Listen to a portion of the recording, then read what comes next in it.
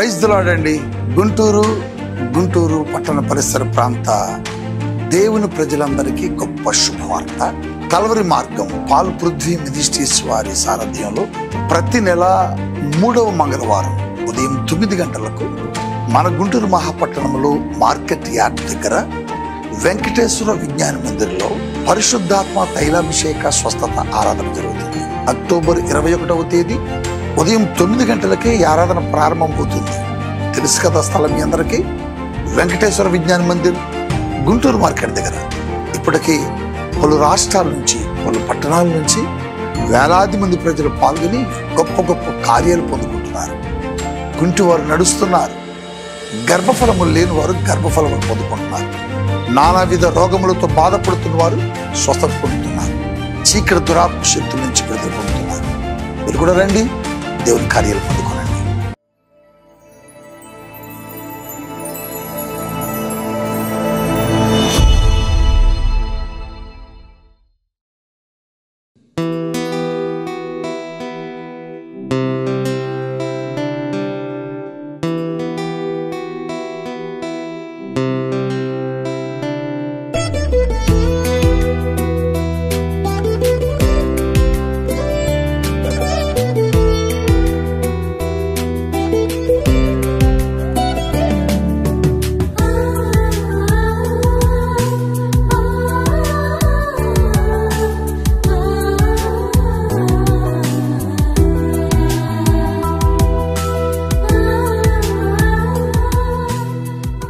Praise the lord. యేసుతో ప్రతిదినం అనే ఆధ్యాత్మిక కార్యక్రమానికి మిమ్మల్ని అందరినీ ప్రేమతో ఆహ్వానిస్తూ మీ అందరికీ నా హృదయపూర్వక వందనాలు తెలియజేస్తున్నాను. ప్రియ దేవుని పిల్లలారా, లేచి ప్రార్థించి వాక్యాన్ని చదువుకున్నారని నేను నమ్ముతున్నాను. అలాగే మరి ప్రతిదినము దేవుని యొక్క వాగ్దానాల ద్వారా మనం ఎంతగానో ఆత్మీకంగా బలపరచబడుతున్నాం కదా. మరి ఈ దినం కూడా దేవుడు శ్రేష్టమైన వాగ్దానం మన కొరకు ఇచ్చి ఉన్నారు. ఆ వాగ్దానం ఏమిటో చదువుకుందాం. రూతు గ్రంథము 2వ అధ్యాయము 12వ వచనాన్ని చదువుకుందాం. యెహోవా నీవు చేసిన దానికి ప్రతిఫలం ఇచ్చను. Praise the lord. ఎంత చక్కని దేవుని యొక్క వాగ్దానం ప్రియ దేవుని బిడ్డలారా. ఈ మాట బోయజు రూతుతో అంటున్నారు. అదే మాట దేవుడు ఈరోజు నీతో కూడా మాట్లాడుతున్నారు.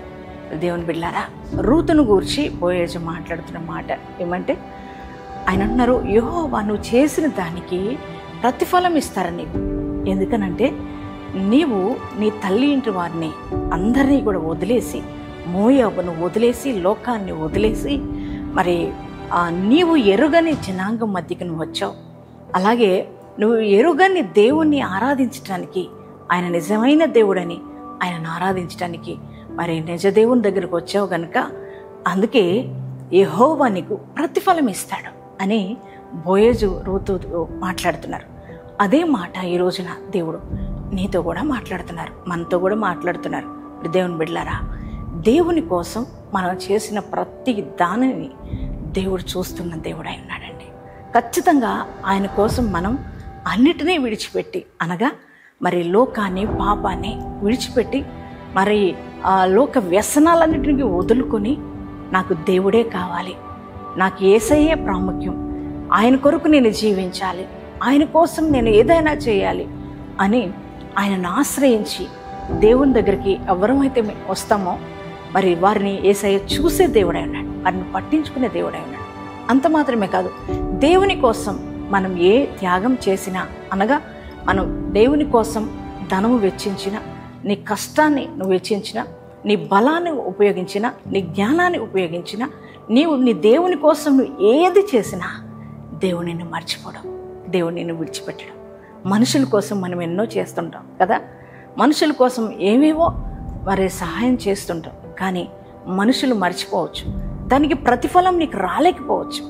అరే, నేను వారి కోసం ఇంత ప్రయాసపడ్డా, వారికి ఎంతగా ఖర్చు చేశా, వారి కోసం ఇంత ధనం ఇచ్చా, అయినా నాకేమి వారు తిరిగి నాకేం ప్రతిఫలం రాలేదని బాధపడుతుంటాం కదా.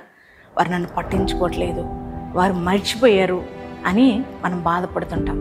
కానీ దేవుని కోసం నువ్వు ఏది చేసినా నాన్న, నీ దేవుడు నేను జ్ఞాపకంలో ఉంచుకుంటాడు, ఖచ్చితంగా నీకు ప్రతిఫలం ఇస్తాడు దేవుడు.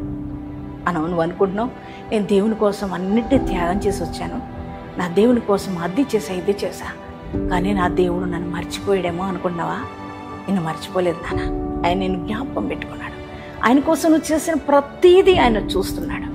నీకు ఖచ్చితంగా ప్రతిఫలం ఇస్తాను అని ప్రభు అంటున్నాడు.